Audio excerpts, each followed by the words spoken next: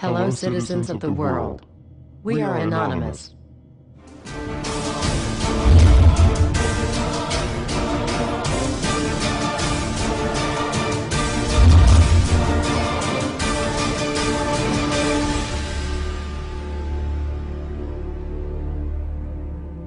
Dear brothers and sisters, now is the time to open your eyes. In a stunning move that has civil libertarians stuttering with disbelief, the U.S. Senate has just passed a bill that effectively ends the Bill of Rights in America.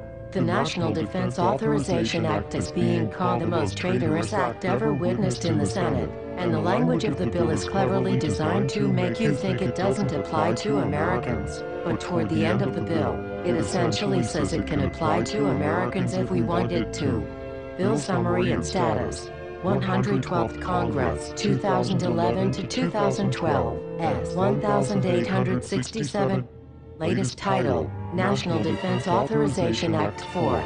This bill, passed late last night in a 93-7 vote, declares the entire USA to be a battleground upon which U.S. military forces can operate with impunity, overriding Posse Comitatus and granting the military the unchecked power to arrest, detain, interrogate and even assassinate U.S. citizens with impunity. Even Wired magazine was outraged at this bill, reporting, "Senate wants the military to lock you up without trial."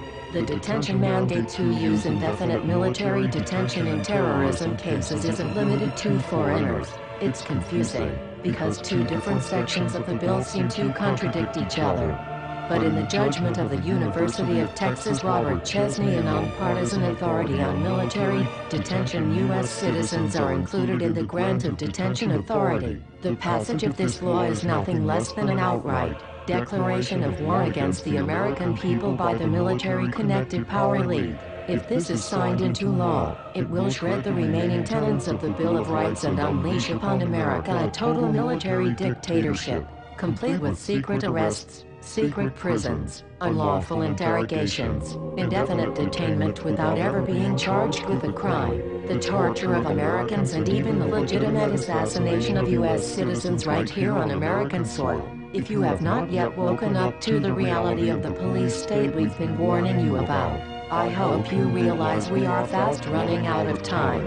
Once this becomes law, you have no rights whatsoever in America, no due process, no First Amendment speech rights, no right to remain silent, nothing. The U.S. Senate does not want us to speak. I suspect even now orders are being shouted into telephones and men with guns will soon be on their way. Why? Because while the truncheon may be used in lieu of conversation, words will always retain their power. Words offer the means to meaning, and for those who will listen, the enunciation of truth.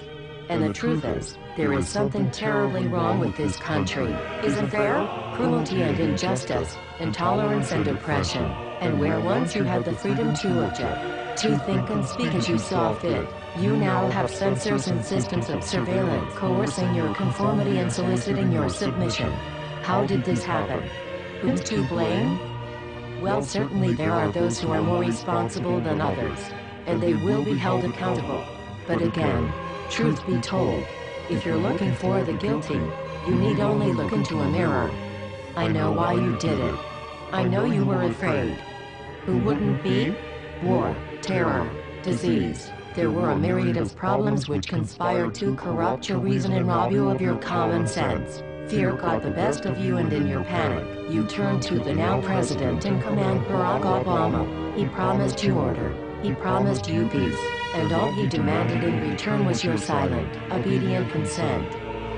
More than 400 years ago, a great citizen wished to embed the 5th of November forever in our memory. His hope was to remind the world that fairness, justice, and freedom are more than words, they are perspectives. So if you've seen nothing, if the crimes of this government remain unknown to you, then I would suggest that you allow the 5th of November to pass unmarked.